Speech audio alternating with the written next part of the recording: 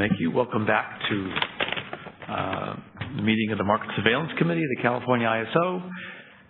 Scott Harvey, Jim Bushnell, and myself, Ben Hobbs, are here, and we get to hear yet some more from Don. He did have a restful lunch, and he's hopefully drank a lot of coffee, and he's ready to go. So now we're going to be talking about DAME, day-ahead market enhancements, focusing on the 15-minute granularity, which is the first phase of this initiative. Okay, all yours, Don. Thanks, Ben. So good afternoon, everybody. So this is just an update on the 15-minute scheduling portion. I think a lot of people saw the market notice that we're all ready to put out the draft final proposal, but we weren't able to complete the analysis. We had committed to stakeholders at the last call that we would confirm that although we had asked for an additional hour of solve time, that was going to be sufficient, and we haven't completed that analysis yet. But in terms of the policy development, there are very, very minor changes from the second revised straw proposal, none of which I would consider as a material change. So in response to stakeholders, we did split the day-ahead market into two phases. So the first is where we do 15-minute granularity, where we're going to allow both scheduling and bidding on a 15-minute basis. The second phase is to look at the day-ahead flexible ramping product, and what was within scope of that is the market formulation for the flexible ramping product, make sure that that's consistent between the day-ahead and real-time market. We were previously going to evaluate combining the integrated forward market and the residual unit commitment process. One of the reasons why we haven't put out an additional information on that is that we found problems with doing this approach, and so we're working through alternatives on that. And then lastly, we do want to improve the deliverability of the flexible ramping product as well as our ancillary services, and then also look at co-optimizing AS, re-optimizing completely AS in the 15-minute market. In terms of schedule, so we don't have specific dates with regards to phase one, but we're going to confirm the implementation feasibility over the next quarter. As I said, we've already got the draft final proposal ready to go. So given that in the event that there are some potential changes that need to have policy, we'll reflect those in the updated. In order to get the performance, we would update that in the draft final proposal. And then this does go to the governing body and the Board of Governors. And we haven't changed the implementation date, which is currently targeted for fall of 2020. With regards to phase two, we are going to hold technical workshops in Q4. Again, I think the reason why we haven't put anything out publicly is we're working through other alternatives given that the problems that we had with combining IFM and RUC into a single optimization. But then we would work through that this latter part of this year and then put out an updated proposal and basically wrap that up by the mid part of next year. And we would then implement these changes as part of the fall 2021 release. And so I like this graphic because it really shows the two problems we're trying to solve with these items. So the first is, we want to remove the granularity difference between the day ahead and the real time. And as you can see, between hour ending 20 and hour ending 24, had you actually shaped that with 15-minute granularity, given that the actual loads going through the midpoint of each of those hourly schedules, that 15-minute ramp would have been even more closely aligned. And that's beneficial because we do have resources, for instance, some of the Pacific Northwest Hydro, that can be scheduled with 15-minute granularity to follow that curve, but it can only be done in a day-ahead time frame. It can't be done in real time. So we can actually solve this problem in day-ahead versus with a deeper pool of resources versus waiting to solve it in real time. And then lastly, there is uncertainty between the day-ahead and the real-time market, and we can see in the first first half of this day, we had undercalled the load, and so we would need to have the ability to have downward dispatch capability from those resources, and we want to have a flexible ramping product that ensures that we've positioned the fleet in day-ahead such that we do have the capability to reach those low. So in terms of the 15-minute scheduling granularity, the phase one, the benefits. So again, the operational benefits are committing resources to more closely match those net load ramps. We also have the ability for when there's sharp changes in ramp that could occur within an hour, that you can actually now pre-schedule that in the day-ahead time frame. It should improve the variable energy resource scheduling in the day-ahead time frame because now they can also more closely follow their output, especially solar resources.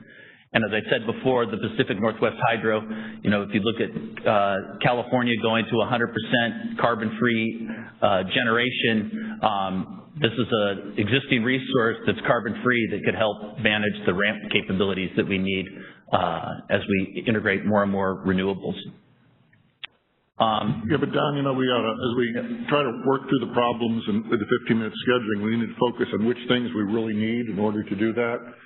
And, the first one, commit the resources.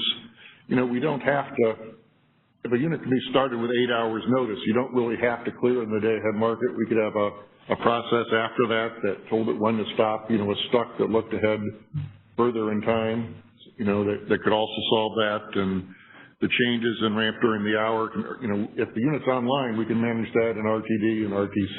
So it's kind of those last two bullets are the ones that really, as I see it, are the ones that are, 15-minute scheduling in the day-ahead market.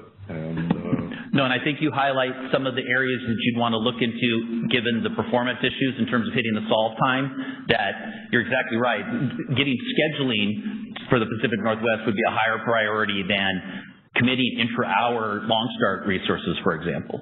Right, and then, the graphic you had before, not all those hours, and some of your solar graphics you had in the straw proposal, you can see that not all the hours have the same extreme ramp. That, maybe we can have a compromise, handle some of that with some hours solved in 15 minutes and other ways of getting at that. So and we also ought to make sure that the problems with scheduling of the intermittent resources are the 15-minute granularity, as opposed to other things that are keeping them out of the market. No, I think you bring up a good point that the order underneath the operational benefits is actually inverted. We should put it the other way around. So, moving forward, so in terms of the key design elements from moving from hourly to 15-minute granularity, we are going to allow 15-minute bidding in both the day-ahead and the real-time markets. We'll also now change the real-time unit commitment process. That'll also go to a 15-minute basis. As I mentioned, we propose to move the bid submission deadline from 10 a.m. into 9 a.m. To get an additional hour of processing time. We're also looking to modify the inter-SC trades. Currently, those are done with hourly granularity, and the final trades are submitted 45 minutes prior to the hour. We do know that some of the variable energy resources would like to be able to update those inter-SC trade values closer to actual flow so that they can more accurately reflect their physical capabilities. And so we're now going to allow inter-SC trades to be submitted for each 15-minute interval, 45 minutes prior to that interval, so that a more closer load forecast can be used to set those up. We're also not requiring load to change their meter granularity from hourly to 15-minute, but we are going to, they do have the ability to shape those 15-minute schedules, the hourly load into 15-minute schedules by assuming a linear ramp between their two hourly meter values. And then there was also a few ancillary service rules that we needed to clarify given the 15-minute granularity in the day-ahead. So I think the big summary on this is there's not a lot of complexity from the policy standpoint. It's a lot of dotting I's, crossing T's as we move from hourly rules to 15-minute rules. As I said earlier, the draft final proposal is really just identified some additional 15-minute stuff that wasn't included in the previous proposal. So there are some corresponding design changes necessary for the energy imbalance market. The key here is that, the day-ahead schedule serves as the reference point for which real-time imbalance is measured, and we would want to have the same reference point option for EIM. So they would be able to submit base schedules with 15-minute granularity. You could also submit hourly values by submitting the four same values for each 15-minute interval. We would then move 2 of the resource sufficiency tests to the 15-minute granularity. So currently the balance test, so this is where it ensures that supply is equal to demand, and in the event that it's outside the 1% threshold, they're then subject to over and under scheduling penalties. We would now do this evaluation on each 15-minute interval basis versus the entire hour.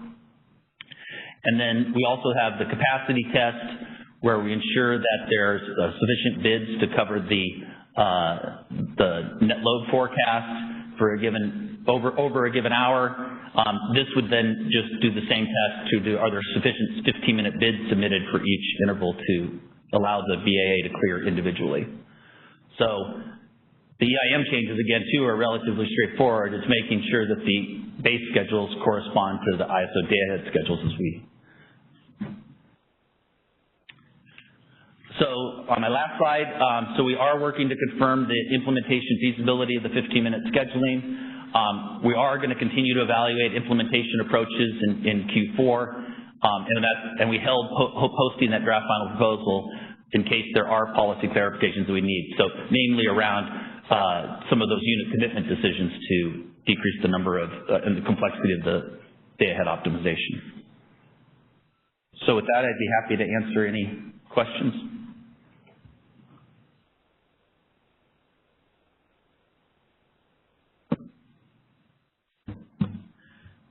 So, thanks, Don.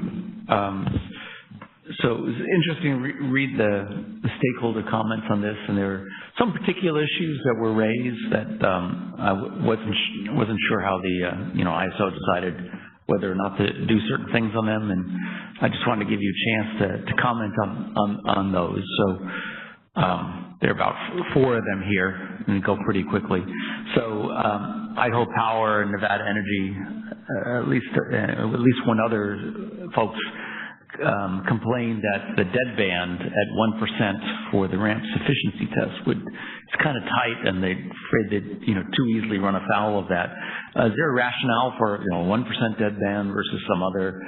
And do you think, at least for the smaller participants, that so the deadband's 1 megawatt or 1%. So okay.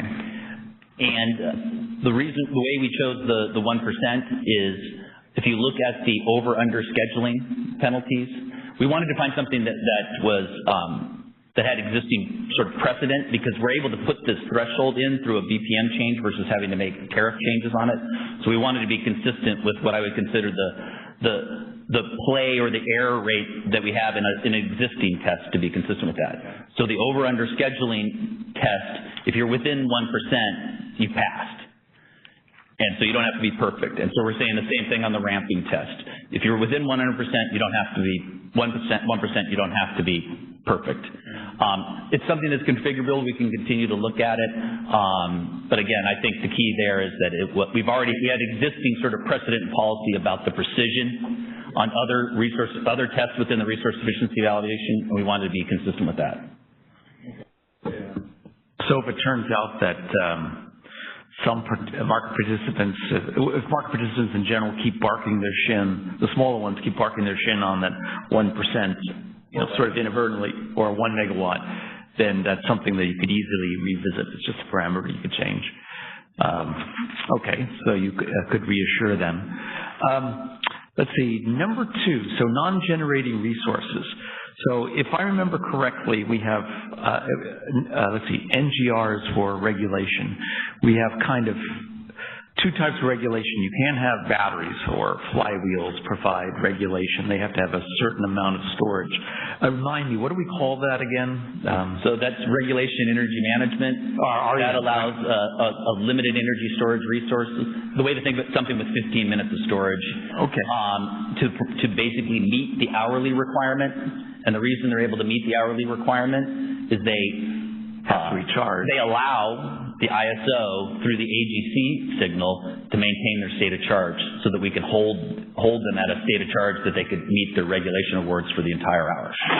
So, which means they're price takers. They don't have the ability to determine whether or not they want to adjust their state of charge. We're doing it automatically through the AGC signal. Okay, so that's the REM is a 15 minutes. So I just curious. Let's see.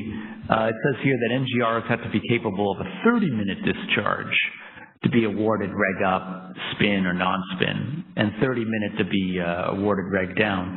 So 30 minutes, that's twice 15. Is there any reason why it wasn't 15, or is there also going to be an REM, you're going to allow REM to meet some of the requirements, just like...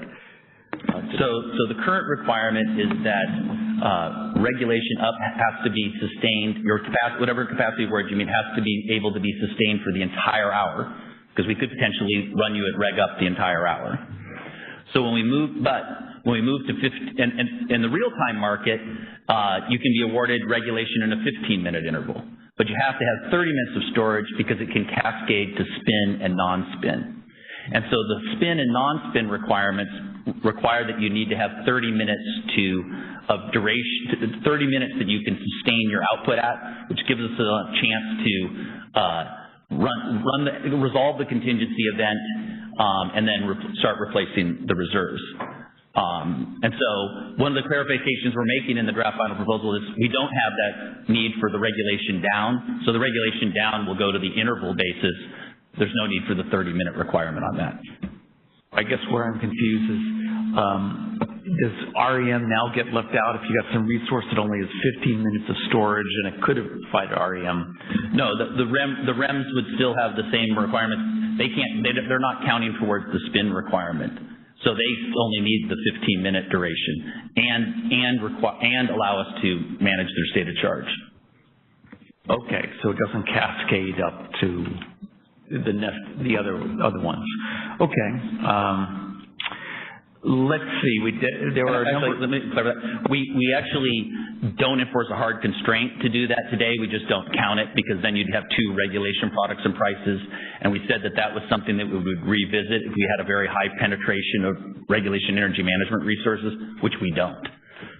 Do we have any?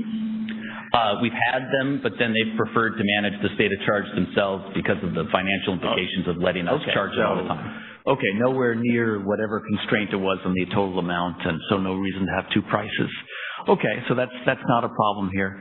So a number of stakeholders expressed worry about having to get up earlier in the morning,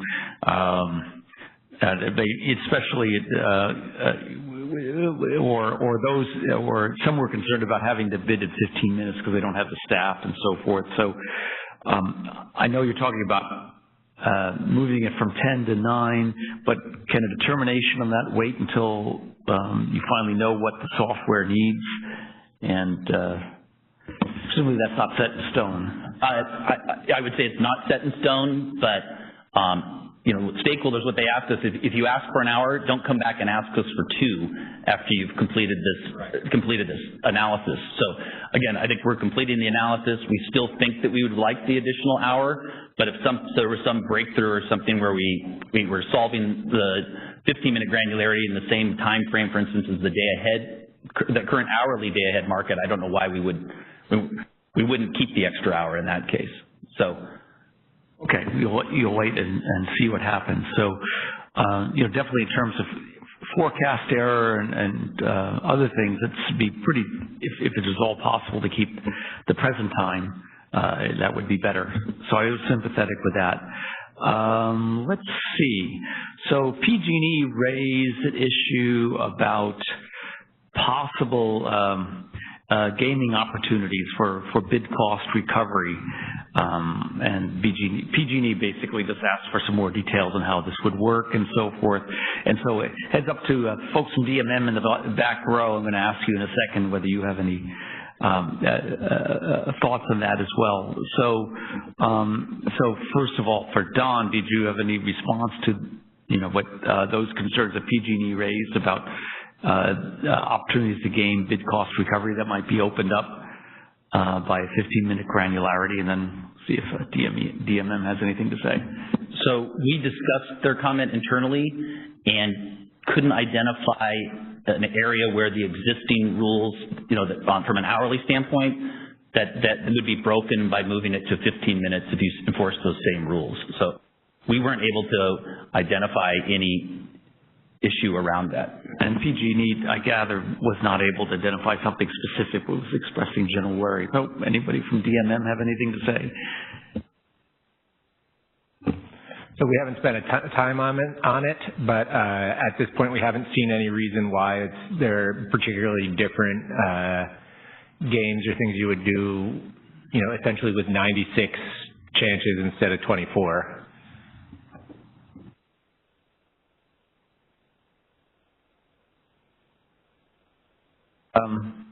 So the last of the comments that I wanted to ask about. So I don't know whose comment this was, but maybe it was Six Cities. Let's see. It's proposed to limit procurement of ancillary services from intertie resources to ones that could be scheduled on a 15-minute basis. And there was some concern about potential cost impacts, I guess, because perhaps there's some AS resources that would only be able to be scheduled hourly or on a course basis. And I guess they're concerned about knocking those out and the price impacts of that. Do you have any comments on that, Don? So I think they're missing one side of the equation. So under the current design, when you have an hourly block providing ancillary services, if they're dispatched in a contingency event, that schedule has to be maintained for the remainder of the hour. So assume we had a contingency event in the first 5 minutes of the hour. We could dispatch that intertie resource and its output would be held for the entire hour. Once we've resolved the contingency event and we need to recover reserves, we'd have to go buy it from somebody else because we actually can't dispatch that resource down and put it back onto ancillary services. So, but on a 15-minute basis, we can then move those and then we'll be able to put the reserves back on that resource that we paid for the hourly AS. So I definitely see the advantage of something could be scheduled on a 15-minute basis. So I'm reading between the lines. The concern seems to be that, well, maybe this will make the market for ancillary services and supply side thinner. Is there an awful lot of stuff out there that really wants to ancillary services on the intertie that would want to stay at 1 hour and that would not be available to the market if you so in terms of 15 minutes? So in terms of scheduling coordinators that provide ancillary services over the ties, we didn't get any comments from those entities that said that they're going to no longer sell ancillary services to us. Okay. The dog that did not. But I don't think there is a large volume on that as well. Okay. Today. The dog that did not bark in the night. So I guess that's probably not a problem then. That's all that I had. Let me see if there are any the comments, questions from the committee or folks in the room. Just one question about the ancillary services in the hour. Have any of the adjacent balancing areas begun to sell transmission service on a 15-minute basis, or are people faced with, if they want to offer, ancillary services, they have to buy it for the entire hour and then get cleared for 15 minutes? Is that? So the transmission is still an hourly product outside of the ISO. So there would be the concern that I've had to buy transmission to sell my AS and I only got awarded in one interval. They'll have to bid and offer their AS externally. You have to, recover the entire cost if they're cleared for one interval. Yeah.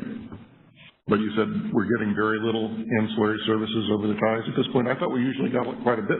So I'll double check that, but I don't believe there is a significant volume, but I'll double check that.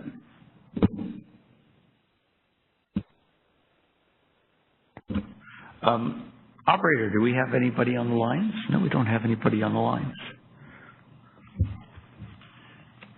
There are currently no questions. Okay. Okay. Did you say there was somebody? She's just checking. No. Okay. Okay. All right. So I think then that Jim, do you have something? I don't know if we need to have this discussion now, but I was musing on just how the process of trying to say do commitment over less frequently. So if we were trying to move in some direction where we were doing certain things every 15 minutes and things like commitment less frequently, I was trying to just think through how that would work, and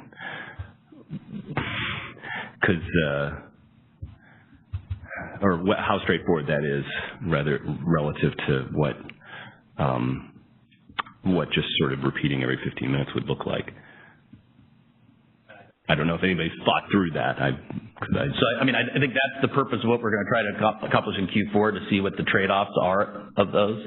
But if you can't commit on a 15-minute basis, you're probably going to get a less optimal, but it may not be that big of a difference. And so you would make that trade-off for the performance gains.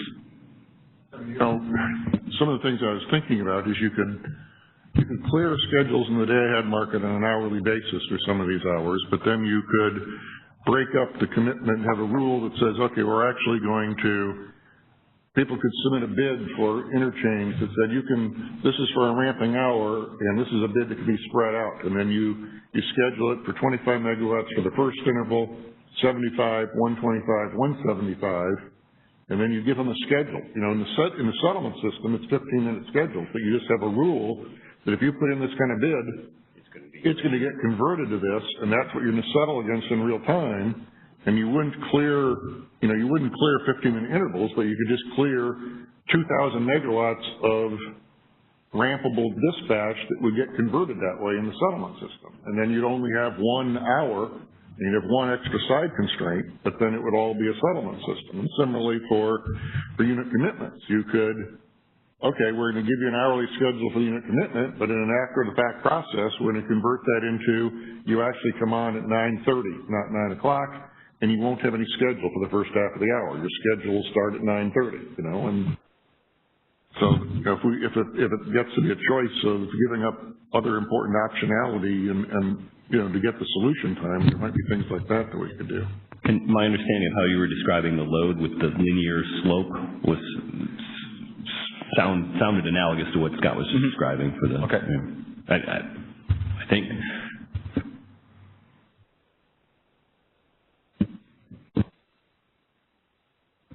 Well, I wish the vendor and the ISO all luck in the world in getting solution times down and coming up with approaches to doing so that don't make bidding a lot more complicated, such as having 15-minute intervals during ramps and hour intervals at other times, which numerically would be great, but maybe might make bidding more complicated than it already is. But so I imagine we'll hear more. And so I would note on the bidding standpoint, we were holding previously to only allowing hourly, and it was in response to a broad stakeholder community that wanted the 15-minute scheduling that we made that change between the second revised straw proposal and the last proposal we put out.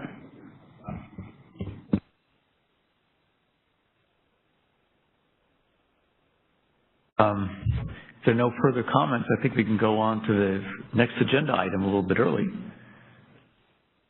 Okay, so thanks everybody. So the final agenda item is RMR and CPM and their review. So we had Keith was here last time telling us about it, and he's going to be following up some more. This is something I think we'll be hearing from again.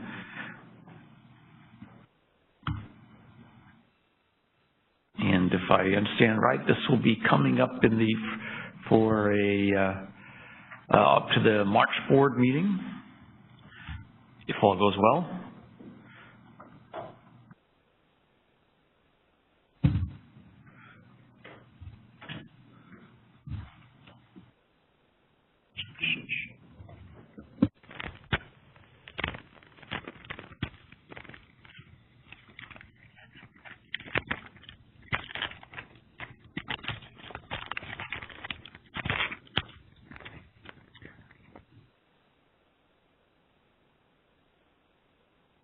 Okay, thanks everyone. Thank you for being here. So let me get started. So we were going to have an hour for this when we thought we were later in the agenda. So I don't know how much time we should take. My initial plan had been to really fairly briefly go over these slides, since we had a stakeholder meeting yesterday, and hopefully our stakeholders that are on the phone are very familiar with these topics. Kind of using the slides more as a prompt, if you will, than going through them all. We wanted to have time for the MSC members to provide their thoughts. And so let me, as an introduction, maybe I can set the stage to kind of help guide the discussion here. So when we thought about this and thought about the MSC, we thought, well, how can they really help in this regard? And so the first thing we wanted to tee up was just this general notion and get your thoughts on, what's the role of a reliability must-run agreement, that type of procurement in a market design like the ISO has. RMR resources, RMR designations are things that are happening across the country. We've got different market designs in different parts of the country. Some folks have capacity markets and such. There's a lot of other places that have RMRs. They're not exactly like ours, but, how might this, what are your thoughts about how it might work here? What might be some of the construct, elements of that? Certainly wanted to talk about RMR compensation because, we've had discussions with our stakeholders. They have some views of what RMR might look like as far as compensation, including what the components are. We've had our RMR construct and the major elements in place now since it was first formed in, around 2000, so about 15, 16 years. And so, when I think of it, and I guess I would just tee it up in very general terms, there's the notion, as far as our stakeholders kind of things that are in play, there's the notion of you're paying for their fixed costs. There's also a rate of return that's within that component. And then there's also capital items that are paid. And those are generally, when we're talking about them, at least with our stakeholders, this has to do with things like major maintenance that needs to be paid for. It's a capital item. There's a lot of expenses. They're not like operational maintenance. It's really a capital item.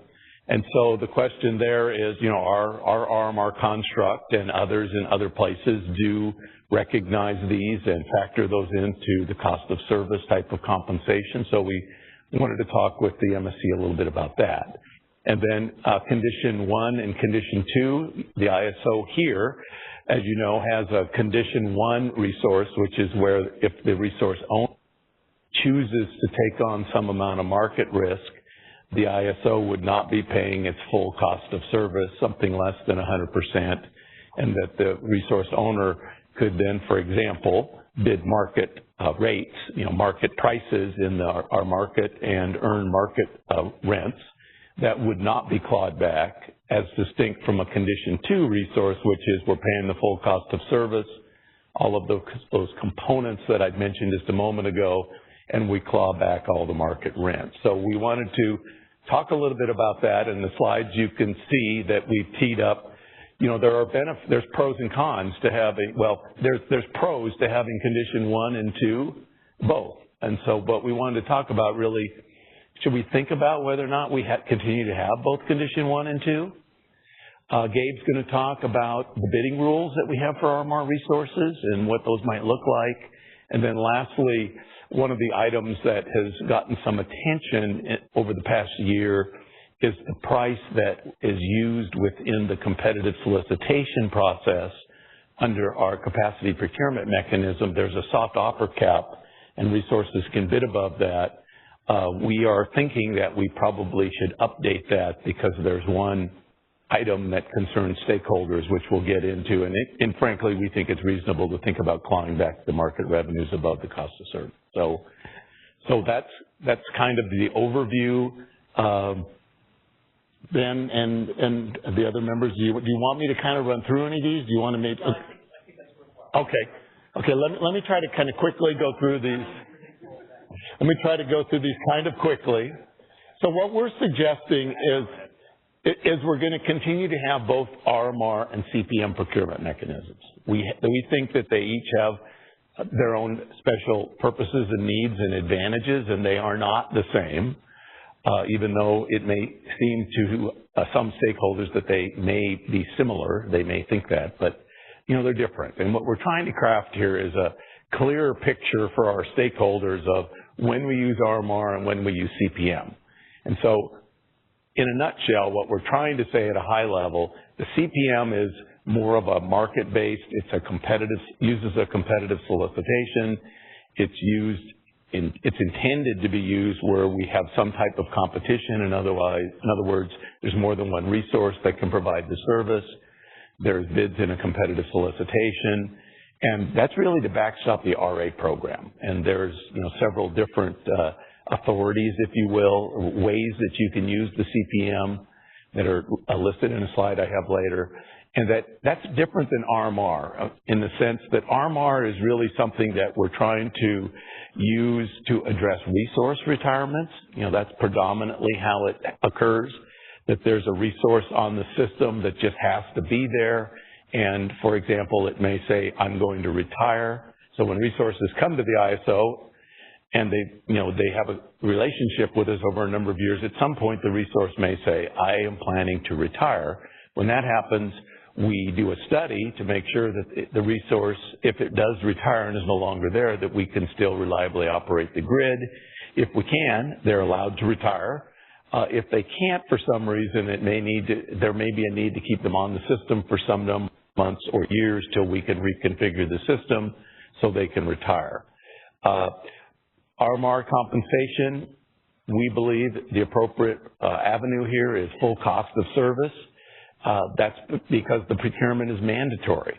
The CPM itself, it can be voluntary. It's mandatory if you submit a bid into the competitive solicitation. There's also the circumstance that there might not have been a bid in the CSP for all the capacity we need, and we might offer a resource the soft offer cap price. In that case, CPM is voluntary. So there's a distinction between RMR, which is being mandatory, supplier can't turn that down, versus the competitive situation, which is CPM, where it's voluntary. So that's kind of the overview. I'll go into a little bit with a diagram on the next page. The other thing that we're discussing is Condition 1 and Condition 2. And so what our current straw proposal is, which is a slight departure from the current situation, is that the default position, so if we were to need to go into an RMR designation with a resource, under our proposal, we would start with the Condition 2 type of service, which is full cost of service, crediting back market rents. At our discretion and in limited circumstances, it's possible that we could end up designating and negotiating a Condition 1 type of agreement. The difference between today and this proposal is that today resource owners can choose whether they want to go Condition 1 or Condition 2. Here you can see it's not that type of situation. So we would acknowledge that there are some pros to having Condition 1. So for example, having a Condition 1 situation may make it easier to negotiate an agreement and result in getting a designation quicker and with less, without going through a full-blown rate case, for example. And there may be instances where maybe the need aligns better with the grid needs to have a Condition 1 arrangement. Can you tell me more about that? What would that? Maybe Sydney could give a good example of that one. She's very familiar with different ways we've used RMR over the years. There really is only one RMR contract, and the premise is that it's a traditional cost of service agreement, and you have to define what those costs of service are through traditional identification of book costs, net assets, return on assets, etc. The Condition 1 form is where just a percentage of your fixed costs are obtained through the monthly RMR payments, and we typically view that approach as a net of market approach. It's the RMR contract should cover the missing money that cannot be covered through the market, but then the resource owner takes the risk of participating in the market. Yep, there's an upside gain potential and a downside risk for that. That has historically facilitated negotiations at the FERC, though. These negotiations are once the RMR owner files the rate schedule, so it isn't a negotiation that happens like a typical bilateral power purchase agreement. It really starts with a rate filing at the commission. We usually try to get that information in advance and exchange cost information in advance as much as we can to try to narrow those issues. But it's all, the starting point is traditional cost of service. One form is, it is just the cost of service. Another form is more market-oriented. So that's the monthly payment. Can you remind me, under Condition 1, are the bids themselves constrained, or are they just market bids? The bids are market bids, and those would be subject to the local market power litigation. There's a cost-based call for RMR services, so you could still issue an RMR dispatch if there's a local issue or a non-competitive congestion. So you still have that ability under the Condition 1 type agreement to gate any kind of local market power. And I guess I would assume that if they are being RMR'd, that there's local constraints probably affecting it. The current designation is our tariff says if there's a study that shows we need a resource for reliability, we have authority to designate it for reliability must-run service. We've implemented that through the pro forma RMR agreement for local reliability, for any kind of local constraint, local reliability need, voltage being one that's been coming up, and then for non-competitive congestion. One of the other issues we're looking at is expanding our dispatch rights under the pro forma to be more broadly implement our reliability, ability to use it for reliability. Okay, I was just trying to think through whether an RMR unit is likely to basically be triggering LMPM almost always, but I guess if it's a local RA or some other reliability, it could very well be that there's that there isn't congestion at any given moment, or that the paths are not necessarily dynamically. These are the same resources that have been on RA contracts. They may be coming off RA contracts, not being picked up, but we identify them as still being needed. So they'll still compete with the fleet as they have been. And under Condition 2, would they be cost-based bidding on the market offers, their short-term offers are cost-based rather than? Today, the form agreement defines what those cost-based bids are, and the resource must bid those cost-based bids in response to an RMR dispatch. Outside of that, it does not submit bids. So if we issue an RMR dispatch, the resource turns on it in response to the RMR dispatch, and then whatever capacity is not subject to that RMR dispatch must be bid into the market. So if it's dispatched, the full capacity is available to the market. If it's not issued an RMR dispatch, it sits there and waits to be needed. The current version. Thanks. Keith, I wanted to ask you a couple questions on the previous slide. Yeah, sure. If you could go. And I wanted to kind of cover the first bullet as well. We hadn't talked about. Let me just mention kind of the counterpoint, Jim, and then let's chat. So the other point that kind of that we were asking, and it's a question we've asked of our stakeholders as well, is if there's been some concern that the way that the bilateral market for RA is working and things that it may not be as efficient, if you will, as we would like, and that there may be resources that otherwise should be RA are turning out to be RMR agreements, and is there too much of an incentive, if you will, to try to become an RMR resource in some way by saying that you're going to retire? So one of the questions is, I think what we're trying to say is that what we would like to be more clear about is RMR is really used for retirement scenarios. And what that can mean is to keep a resource online for some period of time until, the upgrade or whatever else needs to be done is completed and the resource can then retire. And so under that circumstance, would it be a good signal, a good incentive to make it clear that what we're really going to pay there, which we think is appropriate and reasonable compensation, is full cost of service compensation, but is it appropriate to really hold out the carrot that they might even be able to earn more than cost of service if they were to use a condition 1 type of arrangement within the RMR construct for them. Now, as we mentioned, condition 1 and having them take some risk on and have some market risk can facilitate, reaching agreement and getting an RMR designation done and online and having it all, wrapped up. And we've been doing that historically, and we have had resources that are both condition 1 and condition 2. But going forward, would it make any sense to have only condition 2, for example, and not have condition 1? Or does it make perfect sense to have condition 1 and 2? So, Jim, go ahead. Okay. I'm not going to answer that question, though. But so on the previous slide, you kind of walked through how you view the differences between CPM and RMR and how they fit. And I sort of thought about your description as kind of approaching this from the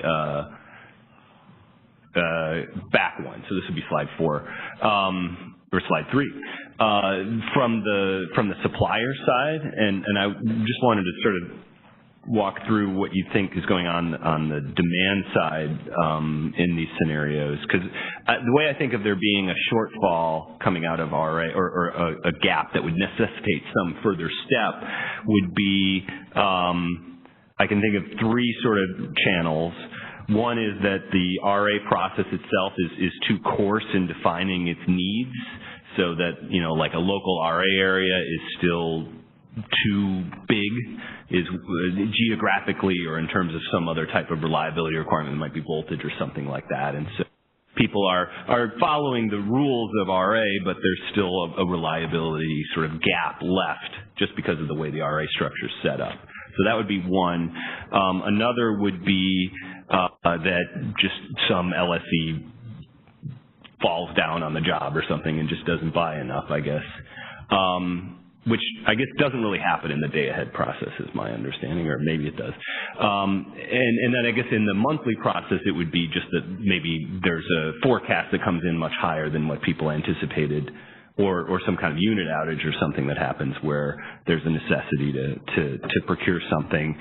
And then the last would be that there's some kind of RA market power going on where which could be in the eye of the beholder, but basically that the buyers and the sellers, everybody knows sort of which unit is needed to be transacted, but they're unable to reach a mutually satisfactory agreement, and therefore it's sort of kicked over into backstop world because either the price cap on the RA is binding, or there's some other failure to reach an agreement. And I'm trying to think through which of these sort of channels fits a CPM sort of flavor versus an RMR. It seems like the gap in the RA process story would be something that would be more of an RMR kind of world, where the RA process is sort of working, the letter of the RA process is working, but the actual reliability needs are not met because of some gap there. And I guess I'm curious how you feel about the last one. So there's an identifiable need. You know which unit should be could meet that need, but there's a failure to reach some kind of actual purchase agreement. And it seems like that's sort of the type of story it seems like that RMR was originally intended to address, which is that there's sort of market power to provide that specific RA at that specific location. And therefore we're kicked into some kind of alternative backstop quasi-regulated solution because the market did not clear at that point. Whereas CPM would be something that would be more of something happened and we need to find some more RA that we didn't think we needed a year ahead, but there are multiple sources that could provide it. And we think there's sort of a market-like solution that can fill that need. So you're nodding. So I assume that I don't know if anything I said is sort of different than how you're thinking about it, or if that sort of jives with your general kind of thinking here.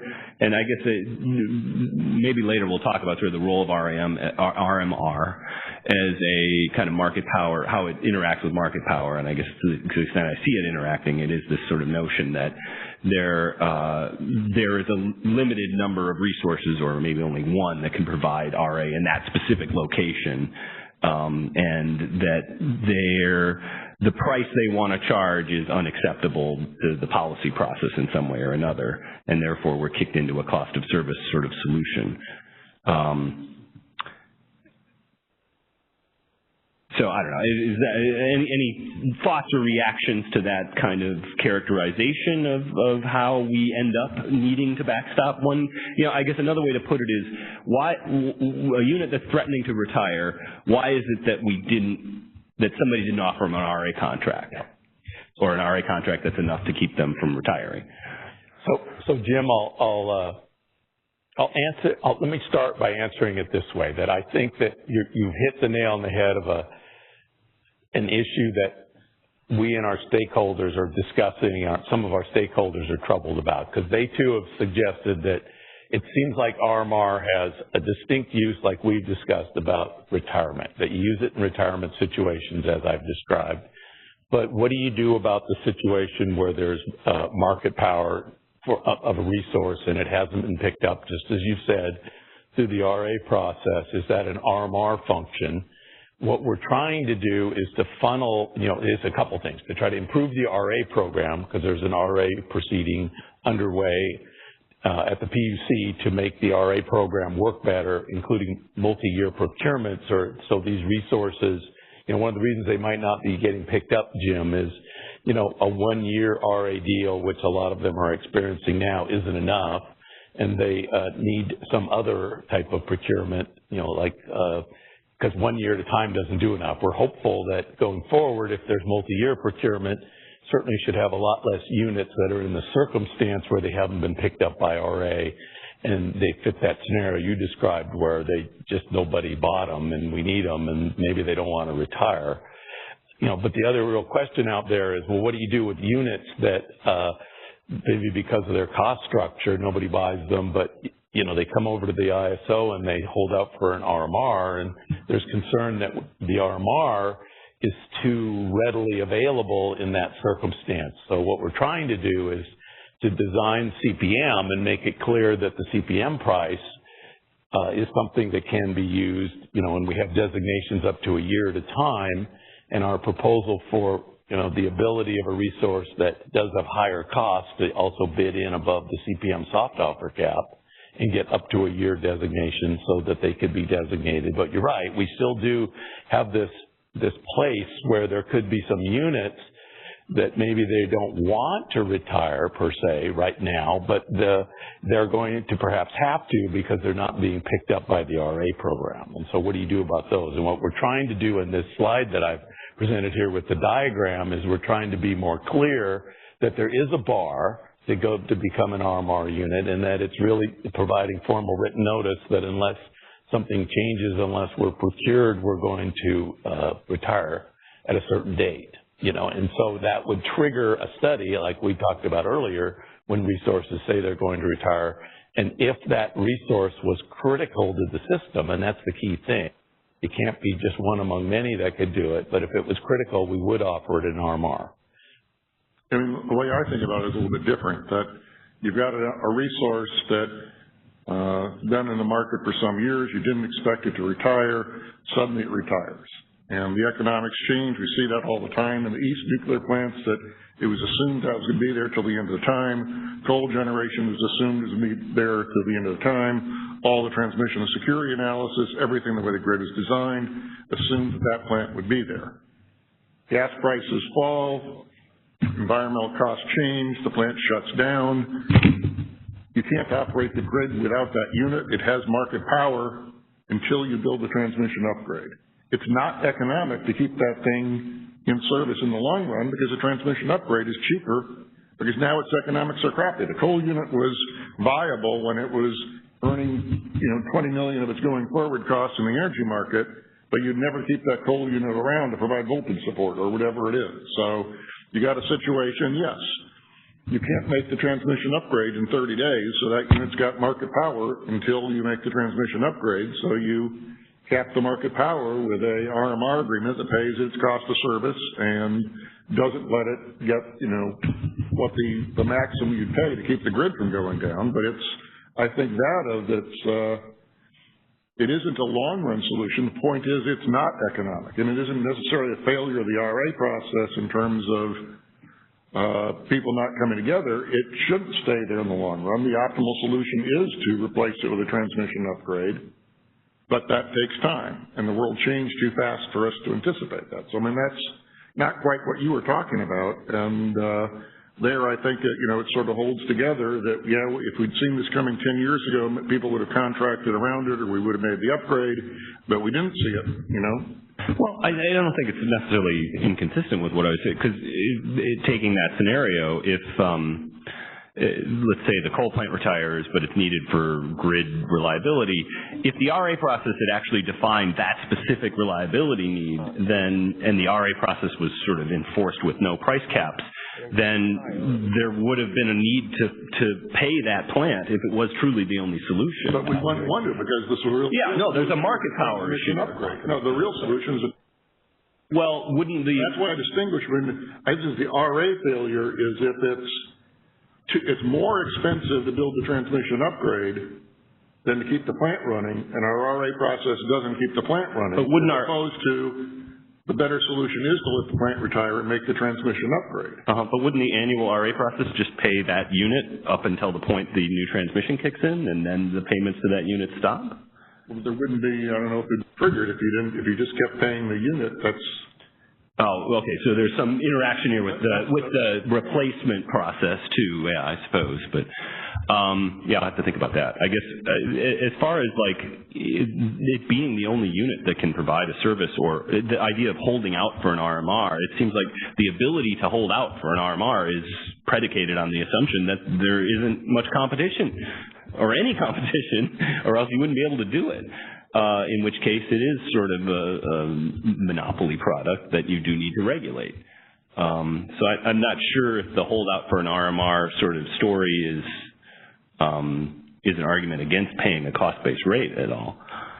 Yeah, because the market's not finding that solution.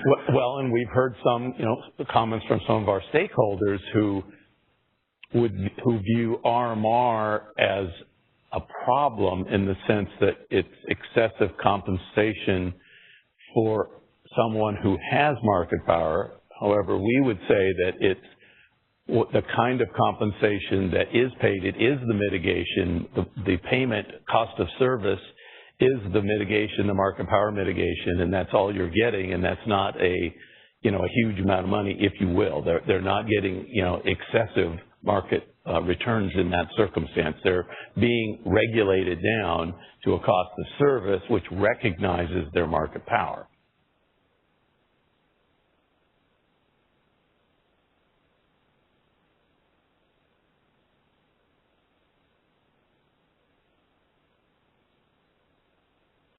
So I don't want to I don't know that I need to spend a lot of time on this slide. It kind of makes the point that we were trying to say, that their CPM, on the left-hand side of the diagram is really the scenario where someone does not actually have a bid in the competitive solicitation process, and we would then be in the position of offering the soft offer cap. And we're simply trying to illustrate that it's possible that you could have folks that would turn down the offer. This would probably be more likely in a local area where there's less potential, candidates that you would be offering this to than on a system basis where there would be lots of resources that you could offer the soft offer cap to. And if in fact they said yes, you have a CPM designation. If everyone were to say no, what we're trying to clarify here is we're not automatically just going to go to an RMR offer now. What we're going to do is, since the resources that have all declined it, apparently they're willing to still be on the system. They're not planning to retire. That we wouldn't go directly to RMR. What we would do is if we needed to, they would be available for an exceptional dispatch, which would then trigger a CPM payment, which they could then accept or decline. If exceptional dispatches, you can accept or decline.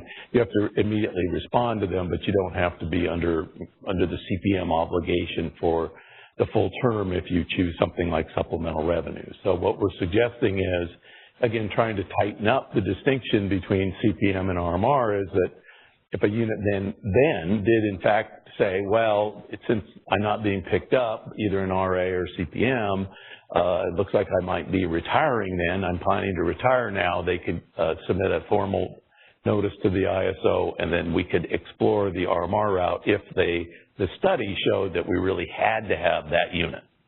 So that's what we're trying to illustrate there. And so I'm going to stop there for now. Gabe will handle some of the rest of the discussion, but that was kind of our discussion about use of RMR, use of CPM. Yeah, before you leave the slide, I was just going to point out, so if I understand this, the new changes together, how they would work is a generator with market power knew they were needed, and I think in many cases, generator's going to know this, from the studies. It should be pretty evident from most of the RMR local studies. You would, you would want to maximize what you get, and that would either be the soft cap plus all my net market revenues, or it would be whatever you're offering under condition 2. Because I'm assuming if the way this is work is if I didn't submit a bid in the CPM process, I would get offered the cap, but then I was needed. I would get offered at the soft cap, and I would have the option of taking that and then keeping my market revenues, or I could decline that, in which case the ISO, I would be eligible for a condition 2 contract, which is AFRR, but I don't get to keep my market revenues. Is that how that would work? That's how I was envisioning this, combining the changes being made to condition 2 would fit together.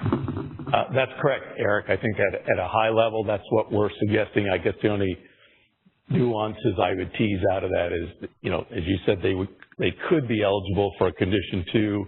They'd have to submit a formal notice saying that they're going to retire to trigger that, but they wouldn't just go straight there.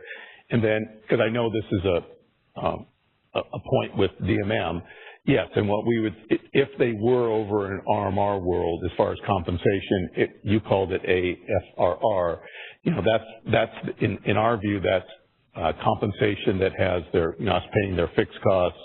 Capital items could be included, and there's a rate of return as well. So it's that, what we call full cost of service type of compensation, and then claw back to market rents. Yeah, so it is important for the MSC to understand that. And then we just had, so for us, just thinking which a unit, I guess it's hard, I'm not sure which would be more profit maximizing for a unit, because it's difficult for me to assess what AFRR is. It's going forward cost plus recovery of undepreciated capital plus a return on that. So if that is more or less one way to describe it, then, it's hard to determine, and it may vary by unit. But I would just suggest if you're going to figure out how this would play out, you need to look at the economics of it. And then the other question I'd have is what economics would underlie the use of the AFRR? There is economics underlying use of going forward costs. A unit should only retire if its net market revenues are less than its going forward fixed cost. So I assume, those are the kind of units we're talking about. And so I could, going forward cost has a logic, ensuring that a unit earns going forward costs and then some. That has a logic in terms of keeping them in the market. The going forward cost is kind of like the marginal cost, over the year of keeping the unit on. But I'm not sure, I guess my question for the MSC is there an economic basis for the use of AFRR? And what incentives that might create? I know the ISO keeps pointing to well, currently it's paid our AFRR. That resulted from a settlement, 20 years ago, which was meant to last just 2 years. I mean, the settlement was of a limited time, but it is the current one. And then besides citing some FERC precedent, I guess we would like to see more discussion of the economic basis of that. So I'll get to that point in a second, but I guess there's a couple more nuances in the sort of CPM or RMR trade-off, it seemed like, where the CPM is not necessarily going to be an annual designation, or are there annual CPMs as well as monthly? So it could be, or it might. I think a lot of units complain that they get CPM'd only for a couple months, and then there's still this gap between an annual compensation under an RMR contract versus, I guess, the monthly CPMs. I think, Gabe, you can clarify. I think the units, if it was determined that it was the kind needed for RMR, I'm guessing it would get an annual CPM. I think that'd be likely. Because local, you need those year-round. That's exactly right. We do a local reliability study, and we were thinking, kind of like you mentioned, the coarseness of how the RA market is set up is certainly at a higher threshold than what we would do our analysis on at the sub-area level. Right.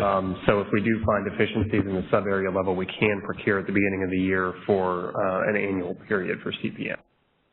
So, and then I guess the other caveat is that if condition 1 is kept around in some kind of form, then there is still this kind of hybrid of market revenue and some cost-based compensation still combined that would be sort of in the middle of these two, I guess, that may still be a negotiated option, but at the ISO's discretion, apparently. Well, and it's really, the ISO really leaves that, when it comes to the negotiation, the ISO really leaves the money part up to any interveners. Well, TO, it's up to the TO or the Utilities Commission, basically, to do negotiation of cost on that. Yeah, and the trade-off is, so if the generator gets the condition 2, it's saying, okay, I can get whatever my AFRR is, I get that guaranteed, or I can offer a discount on the AFRR. I can offer a discount on my AFRR and keep my net market revenues. So I think the way we've seen this play out is both sides might place an estimate on what the net market revenues, which otherwise under condition 2, those get credited back to the TO. So that's kind of the trade-off, is which party wants what value they might put on the net market revenues, and the uncertainty associated with that. And I mean, back to your other question as far as sort of what an economic sort of argument in favor of paying some capital costs as well as just going forward fixed costs.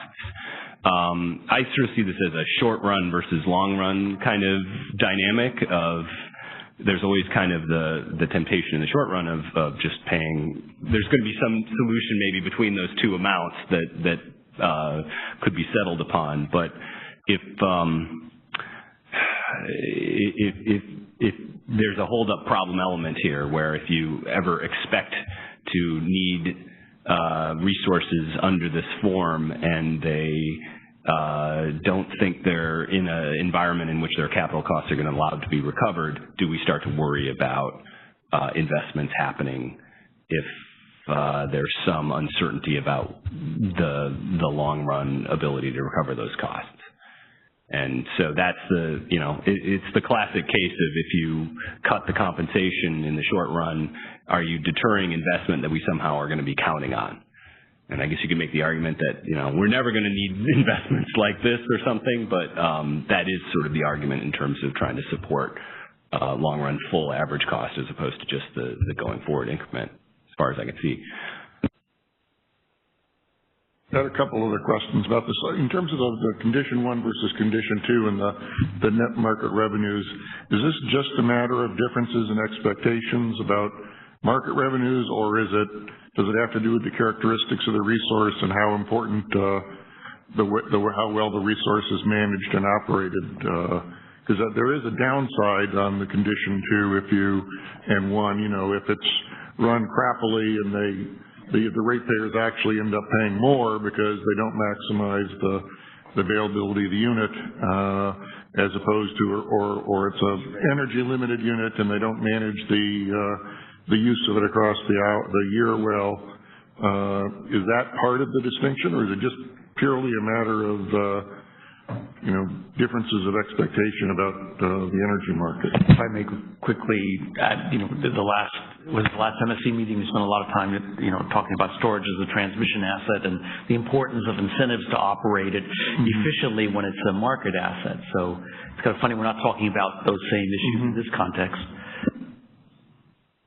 This is Sydney. I think I can say that those incentives exist.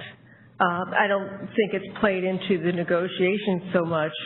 I don't know if there's any RMR operators who can comment on that, but the net of market has been just a sort of conceptual, bargaining approach. We don't have a tool that does, the net of market, but it has, again, facilitated a number of settlements to allow us to get in and out of the commission much faster than like a rate case would. I also point out that netting that you do on condition 2, this slide does say simplify to just condition 2. Well, each hour, revenues have to be accounted for each hour for condition 2. That doesn't have to happen for condition 1. So really condition 1 is a simpler approach in terms of the invoicing process, because all of those are market revenues. On condition 2, they bill us if we're short. They credit us back, if we're long. That is accounting that doesn't happen under condition 1. And there's one other, thing that's bugged me for years about this process, and it seemed to me that every time we get into this discussion of CPM, I ask, well, why is the resource use CPM for this month there? And the answer is, well, because if it doesn't have a capacity contract, it should have gone out of business. And the answer is, well, it actually does have a capacity market contract. It just hasn't been designated for this month, because this month is November, and we actually had it under contract for May through September, and we are paying the going forward costs of that resource in the contract, but we just have this screwball RA system where we designate it month by month. And it has these incentives for the TOs that they don't make it available, because making extra capacity available doesn't do them anything, exposes them to rain penalties. And if we had a downward sloping demand curve where they get paid for supporting extra capacity, there'd be an incentive for them to do it. So, the distinction, it isn't really the RMR that seems strange to me, it's the CPM that seems strange to me. Every place in the country is RMR because stuff comes down that you don't expect.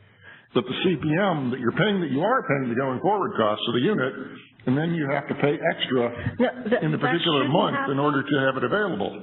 That shouldn't have an eligible CPM capacity. It should be capacity that doesn't have a capacity payment. That month. For that month. But we're paying for it to be around for the year. Yeah, so Scott's arguing that they're recovering their costs in 4 months as opposed to spread out over 12.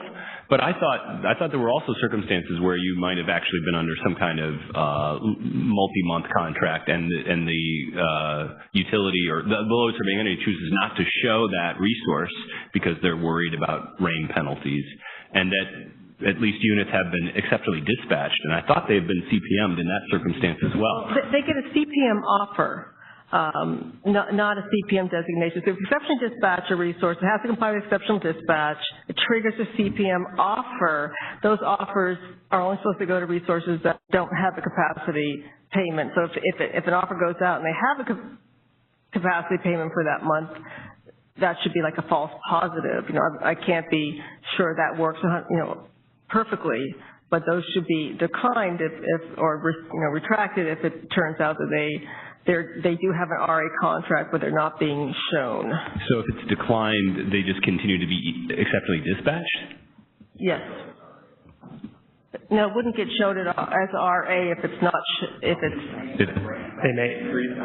They may be. So, Jim, I think you're asking about a resource that declines the CPM. we do see instances when we may CPM a particular resource for an exceptional dispatch one day, and then we might see the same exceptional, and it's declined, so they don't get a CPM designation. Then they might get another offer for an additional, for another exceptional dispatch in a week or something. Okay, I guess I've been confused as to what declined means, because it sounds like it's the ISO that declined this because it was already getting a capacity payment rather than the unit. But there's a system that goes out that sends out a formal email that says, hey, you've been picked up for exceptional dispatch, you're eligible for an exceptional dispatch CPM, which for local it's 2 months, for system it's 1 month. And then they have the option to accept or decline that CPM designation, which then does obligate them under the CPM rules and can expose them to RAIN as well. But if they decline the CPM, they still have to comply with the exceptional dispatch instruction, and they get paid for the energy.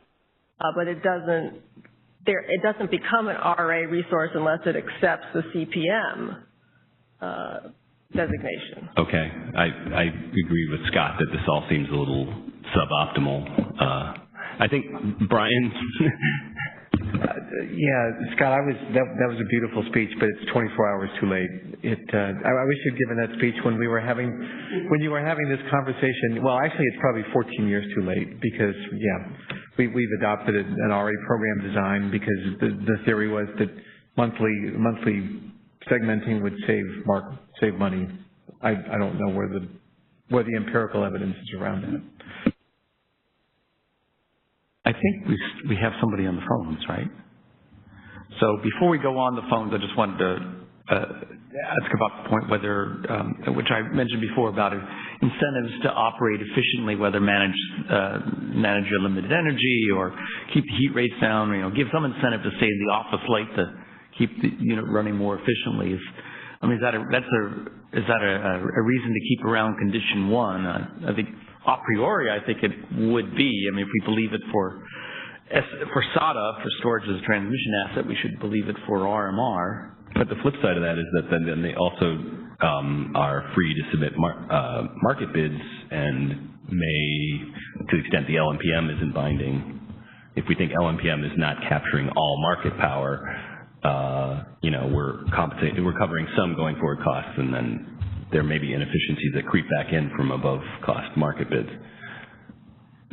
From allocated efficiency issues because you're distorting the market outcome. Yeah, or not running out. Okay. I don't know where that balance would be, but at any rate, I didn't see that listed as a reason for condition one, and I'm wondering if there's a reason not that it's not anticipated that there'd be much in the way of productive efficiency benefits of giving them this incentive, or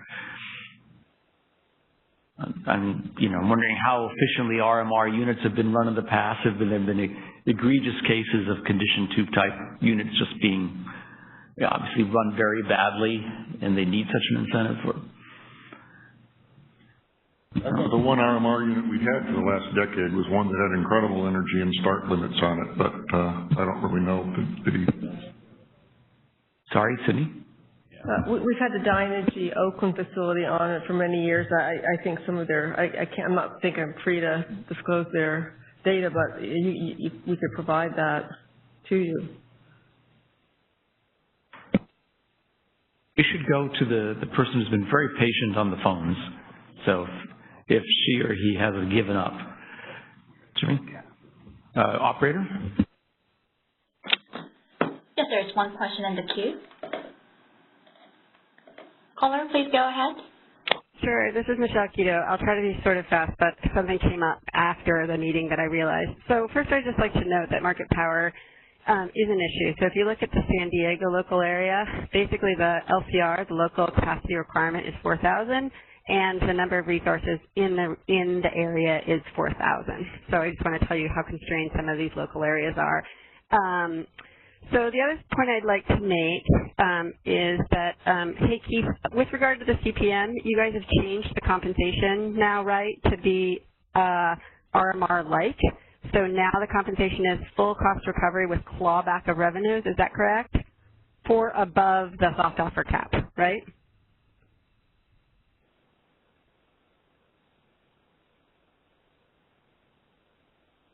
Michelle, this is Keith. Let me just jump in while Gabe is looking. Yes, I guess I would only say that we're not necessarily, we're not wholesale changing the way CPM works above the soft offer cap. The FERC has already approved the use of cost of service via Schedule F. The only nuance we're doing is clawing back revenues. Okay, well, the other thing you're changing is it's now no longer for just the capacity you need. So generally, you can only CPM the capacity you need, right? So if you have a 500 megawatt unit and you need 300 megawatts of it, you can only CPM the 300 megawatts. Similar to what happened to Encina last year. Encina's an 800 megawatt unit, you CPM 550, right? That's how it is if it's below or up to the top. I just want to make sure I'm understanding your point. I guess Okay, well, the proposal does say that if we're going to pay cost of service for above the soft offer cap, that we would need to designate the whole unit. If that's your point, that's correct. My point basically is that you created an RMR within the CPM mechanism, right? So now I have the choice between an RMR-like mechanism, full sunk cost recovery, which clawback of revenues, without even saying that I'm going to go out of business. So you created, there's no bar now to doing the RMR because it's now within the CPM. So that's my first point. My second point is if the CPM or RMR is because of market power, because a generator is not participating for whatever reason, I think we've been focusing on load, but we need to focus on both sides. They get to choose which way they want to go. So they can go the CPM route if they're fully depreciated, and they can go the RMR route if they're undepreciated. And then I just want to add one additional gaming opportunity. So imagine that my depreciable costs are less than the soft offer cap, but I think I'm only going to get 200 megawatts, but I'm an 800 megawatt facility. If I were going to game this, I'd say my costs are above the soft offer cap, then I would get the entire facility RMR'd without having to say that I'm going to go away. And then through the negotiation process, I would negotiate down or something. So I just think we all have to think about all the gaming opportunities and which path people are taking. And I can tell you the paths people are taking are consistent with their operation. So I'd just like to point that out. Michelle, just one clarification I would add is you're right that if we were, remember CPM is a authority that we may exercise. If we had a deficiency, we may or we may not CPM it. And if we had a very big difference, if we say we needed 50 megawatts and the only thing was available above the soft offer cap was a 500 megawatt unit, we would likely not do that designation and not do that procurement. So it's not automatic that we would designate for the whole resource. We would be considering what the need was, and we would do our best to not over-procure. So if you have a 4,000 megawatt requirement and you have 4,000 units and they don't all show up, you wouldn't necessarily CPM them all up to the 4,000?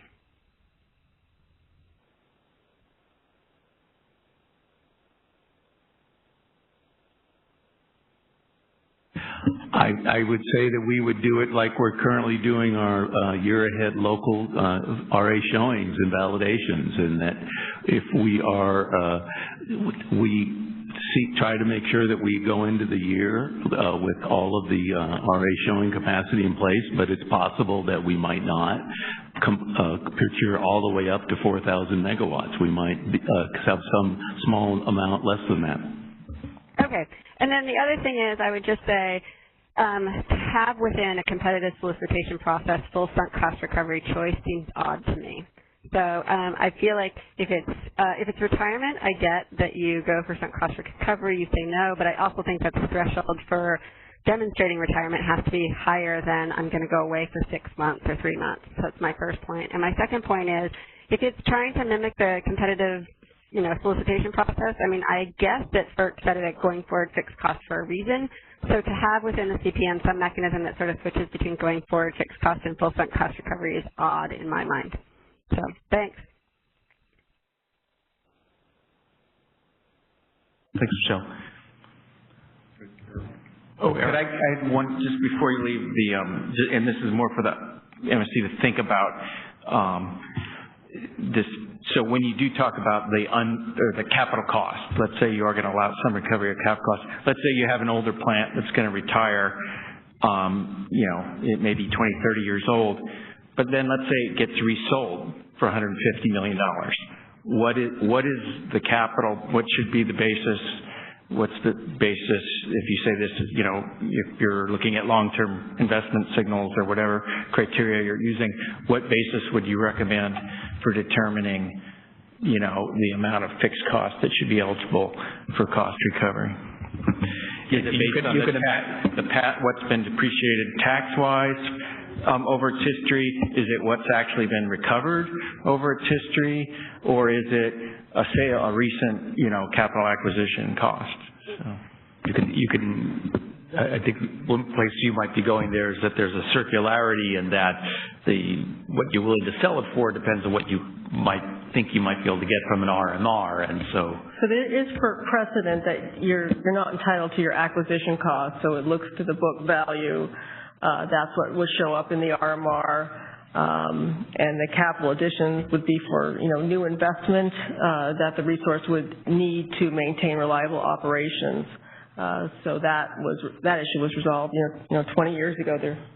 What if it goes the other way, where the book value is above the acquisition cost? Well, the book value, that I don't know what the answer to that is, but in a rate case, you would still have a basis to challenge the justice and reasonableness of any of these values. So if that still would be an open issue in a rate case.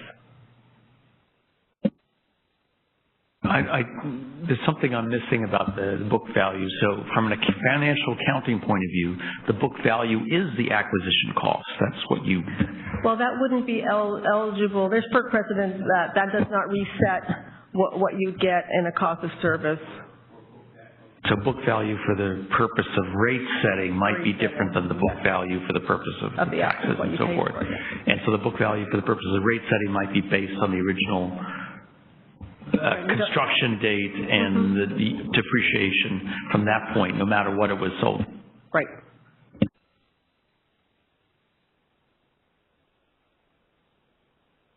Does that answer your question, Eric? Yeah, thanks. No, I didn't know that, and I think we asked it yesterday and we weren't sure about the answer, so yeah, okay.